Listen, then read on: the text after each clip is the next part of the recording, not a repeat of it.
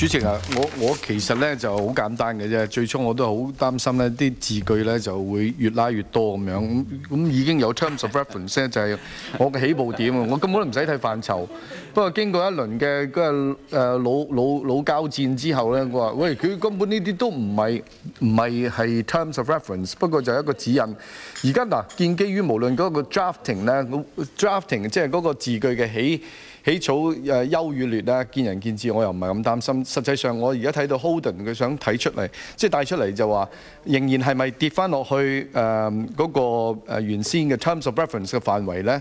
咁佢講嗰啲嘢都係圍繞住個 UGL 嘅協議，不過就話要睇性質同埋睇嗰個主要條款同埋嗰啲條件。咁我覺得你睇得個 UGL 嘅時候，我一定要會欣賞同埋要了解呢一個協議裏邊嗰個 gist 嗰個 spirit 係乜嘢㗎嘛，所以個 nature 一定會睇嘅。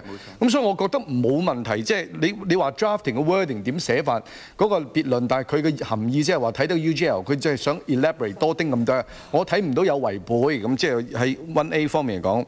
1B 譬如梁生與 UGL 是否簽訂咗或者執行呢一份咁嘅協議？傳媒澳洲傳媒公開嘅協議，若有梁先生簽訂嘅當日是否已經當選行政長官，同佢原先即係都係講翻一樣嘢啫。簽訂呢份嘢嘅時候，佢上咗任未啫嘛。咁即係講得係拉長版本，咁我又唔覺得係一回咩事。好啦，講到啱啱呢份文件，浩鼎攞出嚟嘅呢個叫做 Response to Media Speculation。10月9號呢個文件呢，本身就喺我哋嘅參考文件裏邊第34件嚟嘅。咁佢而家呢一度寫就1F 就 UGL 就該協議或者2014年所發出嘅公開聲明嘅個真偽同埋可信性。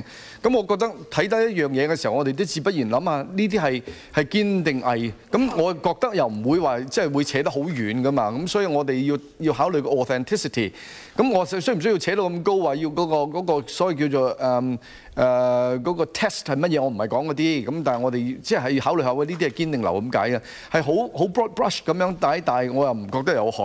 講到Roman 2下邊嗰啲咧，嗱 C 嗰個似乎睇上嚟好似話關原意咩事咁，即係實際上我哋而家睇究竟個 application of 47裏邊嗰個範圍係乜嘢？係資產啦，還是係有啲 contingent 嘅 interest 咧？嗰啲係點樣計？因為我都唔係好清楚。咁但係如果你提到話原意的話咧，咁如果我睇 Article 47嘅原意，我覺得亦都唔係好離譜嘅。咁我覺得如果有利於係我哋呢個調查委員會裏邊可以參考多啲咁多，你等落去冇害。反正呢個都唔係我哋嘅 terms of reference 嘅一部分，亦都冇超出咗我哋嘅 terms of reference 嘅範圍。咁我覺得時間上由大家把握啦。咁我覺得Holden 寫落嚟嘅，我覺得唔會係點樣覺得係佢係 repugnant 咋，或者係 totally extraneous 咁樣咯，好嘛？多謝你。